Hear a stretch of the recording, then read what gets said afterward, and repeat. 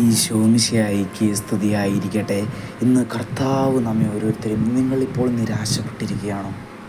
എന്നാൽ നീ ഒന്നുകൊണ്ടും പേടിക്കേണ്ട. തളർന്നിരിക്കുകയാണോ? ജീവിതം മടുത്തോ നിനക്ക്?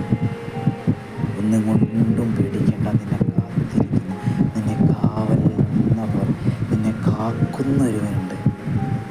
അവൻ്റെ പേര് യേശു ക്രിസ്തു എന്നാണ്.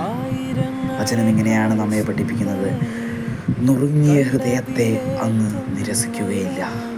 സങ്കീർത്തനങ്ങൾ 51:17. ഈ വചനം ഓർത്തു. നിന്റെ ഇപ്പോഴത്തെ അവസ്ഥ വെച്ച് നോക്കുന്നു. എല്ലാവരും നിന്നെ കുറ്റപ്പെടുത്തിക്കോട്ടെ, നീ അവരെ തിരിച്ചു പറയാൻ നിൽക്കേണ്ട. നീ ക്ഷമിക്കുക. കാരണം നിനക്ക് വേണ്ടി പൊരുതാൻ യേശു ക്രിസ്തു ഉണ്ട്.